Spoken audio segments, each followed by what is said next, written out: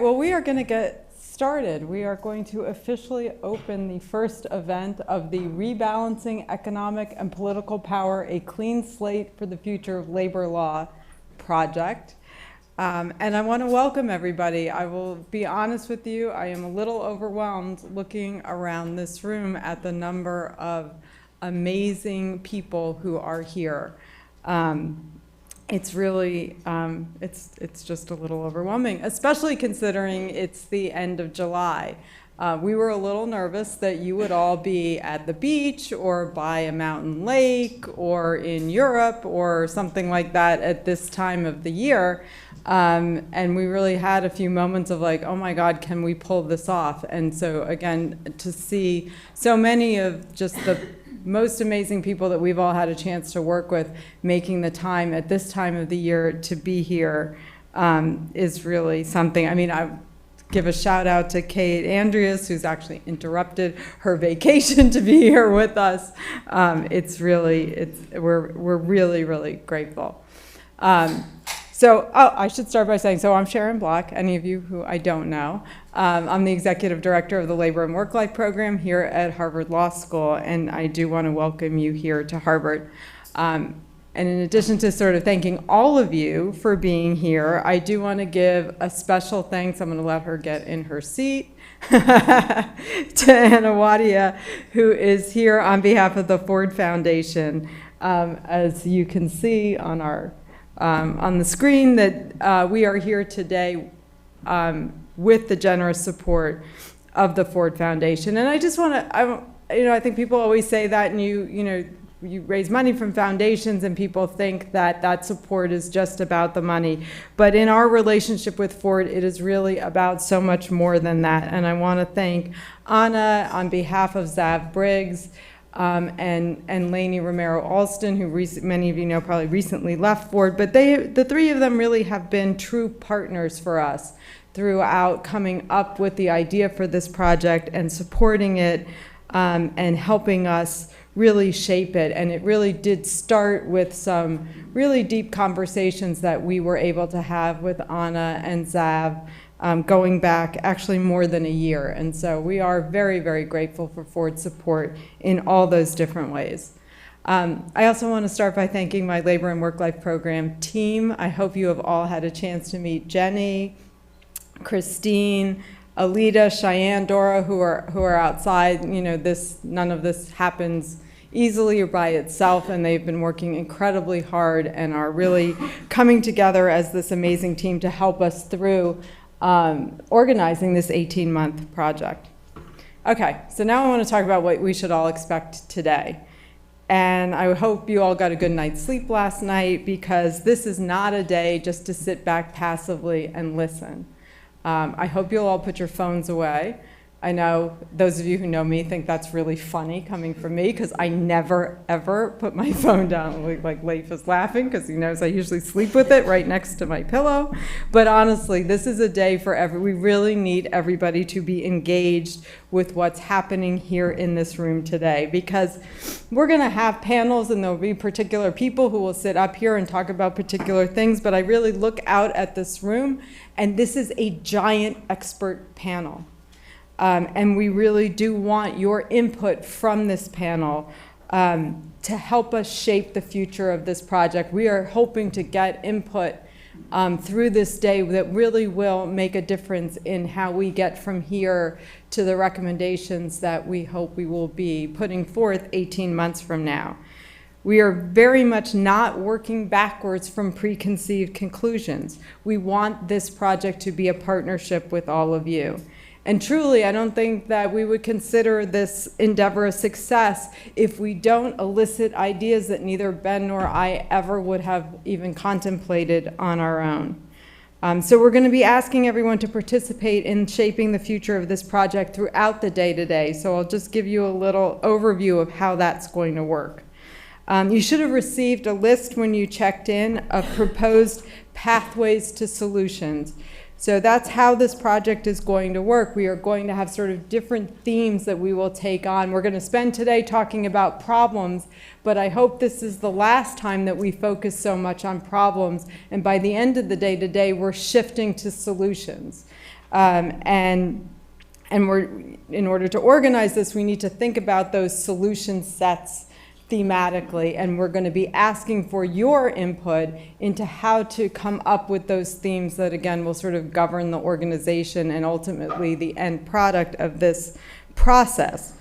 So you have 5 that we've put on the table that we think are one particular way of looking at the future of this project, but we really want your feedback. So after each panel, we'll have a panel discussion, we'll have audience Q&A, but then we're going to turn it back to you to reflect on what did you hear during this panel, and how does that relate to the themes, to the pathways that we've proposed.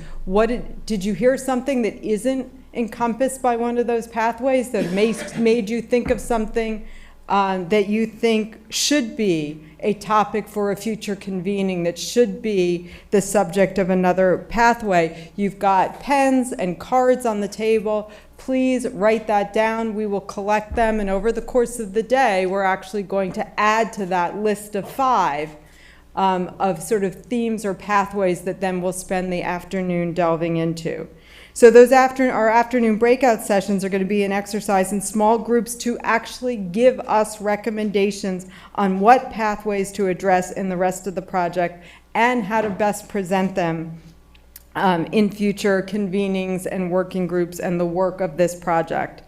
On the way out, so we hope to, by the end of the day, to have your input on not 5 but 8 different possible pathways. And then as you leave, we'll be asking you to share your thoughts on which of those 8 you think are the most important for us to address. So again, this is a day you are all going to work hard. I know it's kind of hot and muggy out, so roll up your sleeves, get ready for a lot of work. Another thing I just want to touch on is there'll be tension in the room today and in all the different sort of activities we do related to this project. I really think we're not doing our job if everybody is comfortable all day. The driving principle of this project is to create a safe space to explore big ideas that might not be popular with everybody, but that can drive a productive discussion, because that's how you get to new ideas, by putting new things on the table. Again, we're not starting from sort of preconceived conclusions of where we want this project to come out. There is no idea or proposal or recommendation that has a reserve spot on the table, but conversely, nothing is off the table. Our expectation is everyone will engage in a spirited but respectful discussion, because having thought a lot about the people in the room, nobody is here by accident. It is a room of people with shared values. Everyone is here for the same reasons, to try to figure out a way to create legal structures that will work better for American workers. So we're all here for the same reason, so there's no questioning of motives or commitment. Again, we're trying to create a place where we can really take on some new big ideas. And to that end, and I've learned that this is we sort of throw this phrase out, but we'll delve into what it means a little bit. To ensure that we have as free and open a discussion as possible, we will proceed under Chatham House rules. So that means no quoting anyone or attributing particular ideas to a particular person without their permission. We do hope, though, that you are all comfortable with the fact that you are here, with the fact that we are delving into this discussion being discussed, because we think it's important to, again, drive as big and broad a conversation as we can. On the back of your name card, there's little social media guidance. We do want people to know that we're undertaking this important endeavor, so we encourage you to share your experience through your social media channels, as long as what you tweet or post is consistent with the ground rules, with the Chatham House rules. You can say things like, I'm glad to be a part of this important discussion, or there was an exciting panel talking about X. And we do have a hashtag. So it's rework labor rights, and if you can use that, it'll help us keep track of what everybody is saying and thinking about what we're doing.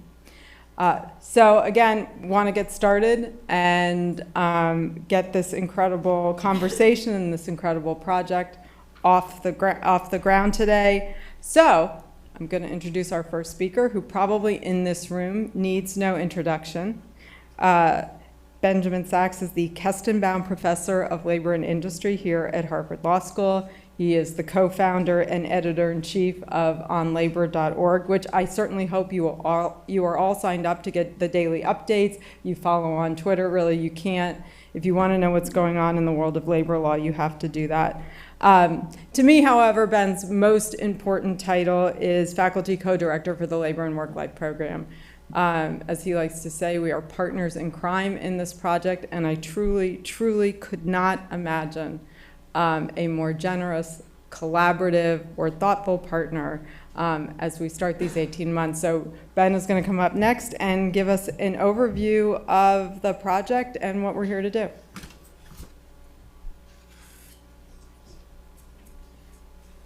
Thanks. Wow, it is humbling to look out at this room.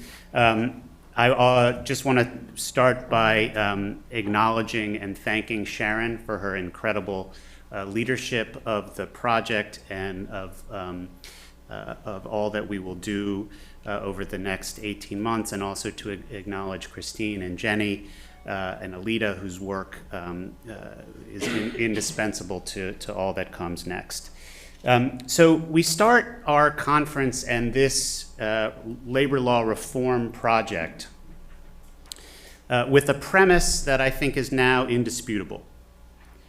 Our economy and our politics are terribly out of balance, and out of balance in a way that has dire consequences for the vast majority of the population that is on the wrong side of that balance. Income and wealth are now radically concentrated in the hands of a tiny few, and largely as a result, political power is also distributed in a radically unequal way. What does economic inequality look like in 2018 America? Well, here's one example. The average Amazon worker makes about $29,000 a year.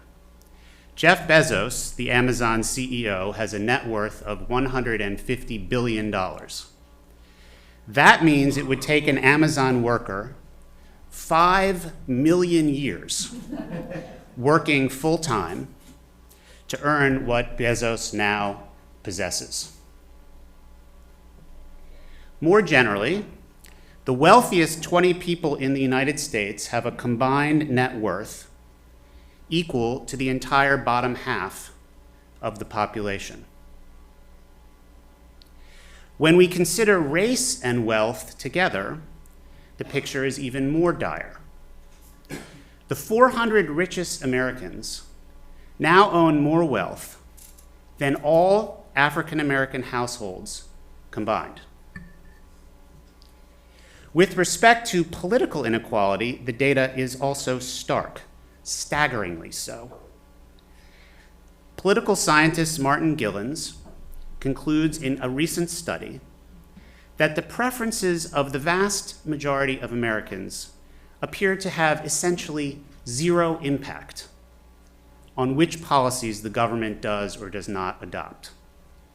As he puts it, when preferences between the wealthy and the poor diverge, when in plain terms the rich and poor disagree, government policy bears absolutely no relationship to the degree of support or opposition among the poor. These two forms of inequality are, of course, intimately related to one another. Money buys political influence, so as economic wealth gets concentrated in fewer and fewer hands, so too does political power. But it's worse than that. We're witnessing a perverse feedback effect where economic concentration leads to political power concentrating, which in turn is used to produce greater economic concentration, which then leads to even greater concentration of political power, which is then used to produce economic concentration of even greater magnitude, and on and on. This cycle has to be broken, and it has to be broken soon. And the work of this project, the work that we will do together over the next 18 months, flows from three relatively simple observations about this cycle of inequality, about this crisis of inequality. First, both economic and political inequality are traceable in very large measure to the decline of the labor movement and to the deterioration of workers' collective voice in the economy and in politics. The more we learn about inequality, the more we see clearly just how important unions and the labor movement are. Second, since the decline of the labor movement has played a critical role in the explosion of political and economic inequality, both kinds of inequality, both kinds of imbalance can be addressed by figuring out how to reinvigorate the labor movement, how to rebuild a collective economic and political voice for workers. Third, labor law is a playing field on which the labor movement will either be killed or on which it will be revitalized. The future of labor law is therefore critical to the future of the labor movement. If you need any proof of this, just look at how much time and energy opponents of worker power and the labor movement are dedicating to labor law, how much time and attention they are devoting to shaping labor law so that it is more difficult for workers to organize, bargain, sustain institutions, and participate in politics. So in sum, if we want to rebalance our economy and our politics, the labor movement and therefore labor law are a critical site for our work and attention. Many of us in the room, maybe all of us in the room, have been working for years on the project of trying to fix labor law. Many of us have done important work. We've all come up with good ideas. For various reasons, however, much of this work, including certainly my own, has been, to one degree or another, incremental. We've proposed, organized for, lobbied for amendments to the badly broken National Labor Relations Act, and we've worked in more recent years to find room in state and local arenas to move the equality agenda forward. This kind of work is critical and should never stop. But the idea for this project is a bit different. The idea for our work over the next 18 months is to ask how we would construct labor law if we were writing on a clean labor law slate. Rather than asking what we might change about statutes written in 1935 and 1947, we want to ask, if we were going to build labor law in 2018, more likely 2021, how would we build it? That's why we've been calling our project a Clean Slate for labor law reform. So why do this kind of clean slate thinking? Why engage in what some could surely criticize as pie-in-the-sky, white tower theorizing? I see a set of reasons for a clean slate approach. One, and maybe most obviously, we are not facing a labor law regime that has some minor flaws. We are facing, in part because of what the courts have done to the statute over 80 some odd years, and in part because of what Congress wrote originally in 1935 and especially in 1947, we are facing a legal regime that seems fundamentally incapable of accomplishing its central statutory purpose of facilitating organizing and collective bargaining. We all know the evidence for this claim. The huge chasm between the percentage of workers that want a union and those that actually have one. The ridiculously high percentage of workers who are fired when they try to organize. The laughable amount of time it takes to get to a first contract. And then there's this little piece of anecdotal evidence, but one that just sticks with me. When we held a conference on workers' centers here at Harvard last year, the primary concern among workers' center leadership was how not to become classified as a labor organization. how to avoid labor law. And when workers are running away from labor law, there is something fundamentally wrong with the labor law. 2, the economy and the labor force look sufficiently different today than they did in 1935 that fundamental rethinking makes sense. We will talk about this at some length in our first panel today, but the transformation of work, including all the developments captured by the phrase fissuring, may mean that some fundamental aspects of the way we've done labor law for 8 decades, including what David Rolfe calls the death trap of firm-level collective bargaining, just no longer positions workers to organize and bargain. And 3, even if incremental labor law reform is all we'll ever achieve, and I would never concede that, even if incremental labor law is all we can get, we still need a clear idea of the direction we want to move.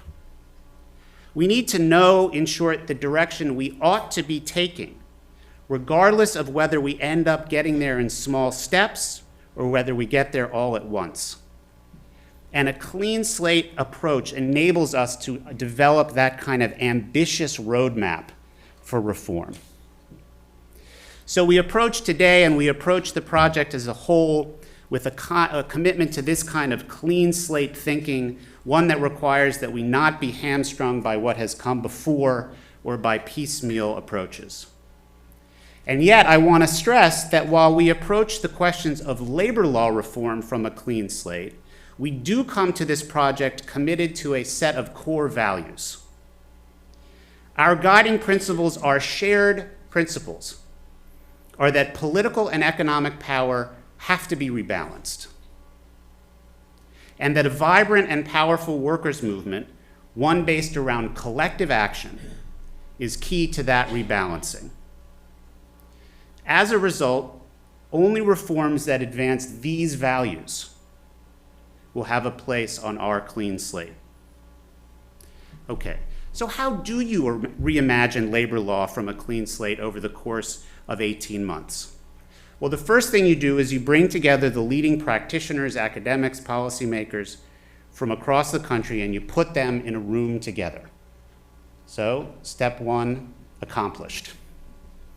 With the time we have together today, we hope to take another big step forward. As Sharon alluded to, in the hours ahead, we're going to explore some of the most fundamental problems that working people are facing today. The transformation of work, constraints on the labor movement and worker organizations, challenges to collective action, problems of structural fairness. But we explore these problems with a focused goal: to enable us to identify a group of possible solutions to these problems that are worth exploring further. Possible solutions that we will discuss and debate over the next year and a half, and that will eventually form the basis of a recommendation for fundamental and comprehensive labor law reform. We've offered, thanks to input from many of you, a list of some proposed solutions, or more accurately, sets of solutions, that we think are plausible contenders. And we hope to develop ideas for other solution sets over the course of the day today. Let me just briefly review those that we have in mind so far. First, reimagining collective bargaining. As the economy fissures and disaggregates, and as firms fight unions in part to avoid what they see as competitive disadvantages, perhaps we should move collective bargaining up to the sectoral or industrial level. And if we move to sectoral bargaining, maybe we should consider some forms of tripartite bargaining, a system that's been successful in Europe, that has perhaps some surprising roots in US history, and that is also alive today in cities across the country. Also, as workers get reclassified and misclassified as independent contractors, as immigrant status increasingly interferes with workers' rights and worker power, maybe we need to redefine who has the right to organize and bargain collectively. And maybe we need to dramatically open the scope of bargaining subjects, rejecting the idea that things which lie at the so-called core of entrepreneurial control ought to be handled by managers alone. So reimagining collective bargaining. 2, expanding the forms of worker organization. Traditional unions have been the key organization for workers' voice in the economy and in politics and in the workplace for decades. We need to reform the law so that we can strengthen these unions. But as a means of reviving worker economic and political voice, perhaps we need to explore other forms, legal support for other kinds of worker institutions, including works councils and members-only unions. Moreover, whatever form worker organization takes, whatever vehicles for worker voice and power we support, we need to make it easier for workers to access those vehicles. Maybe we should consider moving from a default of non-union governance to a default of union governance, so that elections could be called to decertify a union, but would not be needed to certify one. Or alternatively, maybe insist upon regular elections at every workplace. In light of Janus, of course, and the spread of right to work in the private sector, we certainly need to figure out new revenue models for worker organizations of all kinds. Given the decline in worker political voice, as we rethink the forms of organization that workers should be able to build, we of course need to be attentive to political power. We need to think about expanding enforcement. If part of the problem with the current regime includes weak enforcement, we need to develop new models of stronger enforcement resources. One possibility is to think about how worker organizations might play a role in enforcing labor standards as a means both of ensuring enforcement, but also of building power for workers. And a little more broadly, we need to think about a new social contract. If work no longer provides a reliable source of benefits, we need to rethink benefit provision. As the economy and the labor market fissure, maybe we need to make benefits portable across jobs. And maybe, as with enforcement, we should harness benefits provision as a means of building worker organization and power. We also see a set of questions that cut across all areas of labor law reform and present opportunities for cross-cutting solutions. Primary among these is how to address persistent racial and gender disparities in economics and politics, and how to make sure that we build worker power in a way that is responsive to these disparities. Then there is the question of federalism and preemption. At which level of government, or at which levels of government, should we pursue all of these solutions? If we decide sectoral bargaining and works councils, for example, are worth pursuing, should they be pursued at the federal level, or in the states, or both? And finally, and in some sense most importantly, as Sharon also said, we have to leave room for the pathways that we have not yet seen, the things that we have not thought of yet, heard of, or debated, the ideas that hopefully will emerge as we discuss the problems with the current regime and open up our imaginations and fields of vision to ambitious solutions that might work even though they've never been tried. Those pathways might exist within ones we've identified. It might be a form of collective bargaining or a type of worker organization that we have not yet imagined. Or maybe there'll be different pathways altogether, examples of which I cannot give you for the very reason that we don't know what they are. Procedurally, the solution sets that we choose today will become the basis for 5 separate convenings held here at Harvard over the next 18 months. Each solution set, what we are calling Pathways to Solutions, also will be the focus of working groups that will spend time thinking through the merits and demerits of the possible solutions, and they will, if deemed appropriate, develop recommendations for reform. Some solutions might get more than a single working group. With respect to collective bargaining, for example, I can imagine one working group focused on sectoral bargaining and another on expanding the range of workers who have the right to bargain. Or with respect to the forms of worker organization, we might have one working group on works councils and another on members-only unions, and maybe a third on revenue models. Each working group, as a sweetener, will be assigned 1 or 2 Harvard Law students as a research assistant. And each working group will be charged with preparing an analysis and a set of recommendations on their given subject. These analyses and recommendations will then be consolidated into our final report that will discuss and recommend a comprehensive set of reforms. So it should be obvious that the success of our project will depend on the efforts of the working groups, which is to say, depend on the efforts of you. But it should also be obvious that it is these working groups that will rewrite American labor law.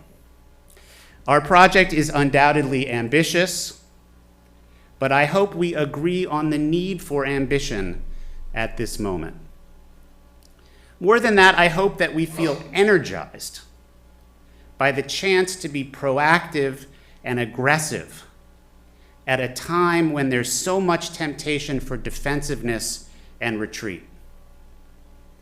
Yes, Janus was terrible. Yes, Epic Systems was terrible. Yes, the NLRB will be terrible. Yes, Congress will make things work. And Lord knows, well, who knows what Trump will do. But in the face of all this, I hope we are excited and energized by the opportunity to work together affirmatively and ambitiously on one of the most pressing challenges of our day. So thank you very much. I really am genuinely looking forward to today and to working with all of you over the next year and a half.